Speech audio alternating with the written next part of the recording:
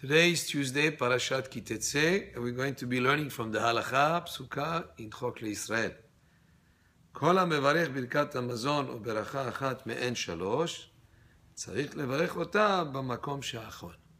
Any person who does ברכת מזון או ברכה מעין שלוש, let's say you ate some cake, or you had some grapes, or some of the fruits of the land of Israel, for which we do bracha מעין שלוש, and also for other berachot that he does after eating, a person should say the beracha in the place where he ate. So he cannot just have a meal in one place and go to another home or to another place and then do birkat mazon elsewhere. He should say the birkat mazon in the place, in the room where he ate. Achar kshu mehalech. What if he ate while he was walking? Mehalech yoshev b'makom shepasak v'yivarech. He should sit in the place where he stopped eating and where he stopped and say the bracha sitting rather than walking. But if he was not walking, he was standing. And eating while standing, comes time to do bracha like birkat mazon or bracha me'en shalosh or bracha after the food, he should sit down to say the bracha.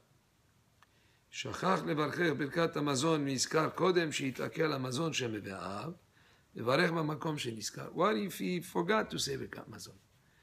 And then he remembered later, oops, I had a meal, I didn't say ברכת מזון. He should say ברכת מזון when he remembers, as long as it hasn't been time, that it's still within the time that the food is still being digested in his stomach, and we give a quantity of 72 minutes. Let's say if he remembers within 72 minutes, then he should say the bracha wherever he remembers. Whatever, if purposefully he decided not to say birkat mazon and then he changed his mind, then he has to go back to wherever he was sitting when he had the meal, and that's why he should say birkat mazon. But if he did the bracha wherever he remembered, even if intentionally he didn't say birkat mazon in a place where he ate, if he said the bracha, he fulfilled the obligation of saying birkat mazon. Same thing also. If he said the birkat mazon while he was walking or while he was standing, he fulfilled the obligation of saying birkat mazon. He doesn't have to repeat it again.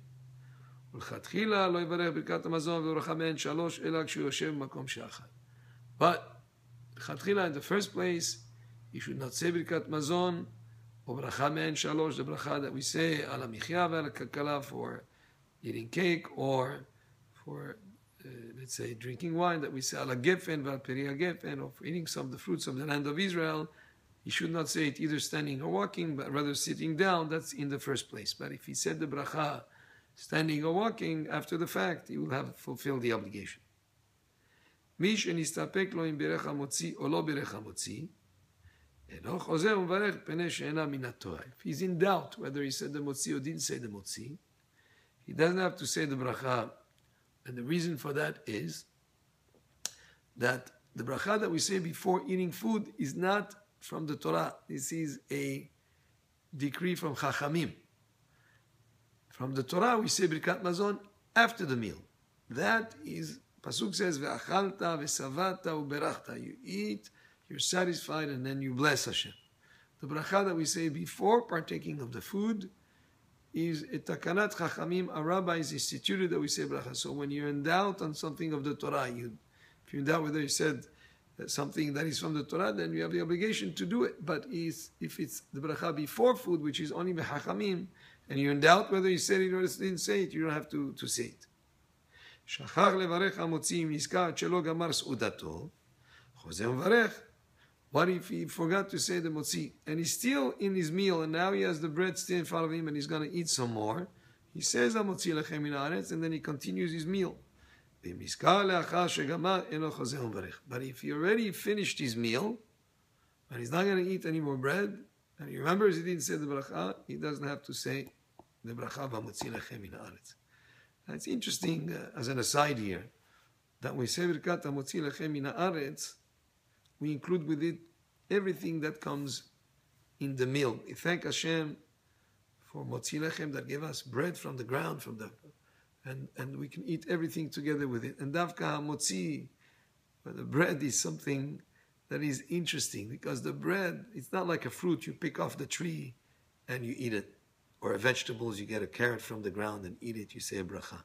The motzi is bread that involves a lot of a person's contributions to preparing that bread.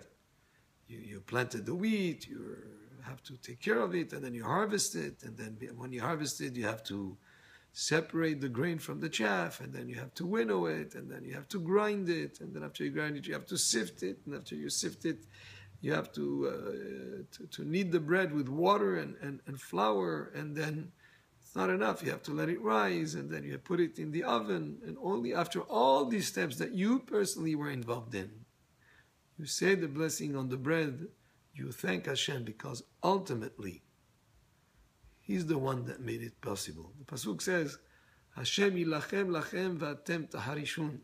Many meanings to this pasuk, but one of them, Hashem will provide bread for you. Atem yacharushin, you do your part. You're going to lachrosh, is to plow the field before you sow, before you plant the seeds in the field. You plow it, but ultimately, after all is said and done, and you've done so much of your part to prepare that bread, ultimately it's all mishamayim. It's all from Hashem, and we have to thank Hashem before we partake of any food. And hamotzi lechem min haaretz is one example. As we start a meal, we say that bracha, regardless of our involvement in preparing that bread. We thank Hashem because He made it possible, and ultimately, that's where the credit should go. Baruch Adonai le'olam, amen ve'amen.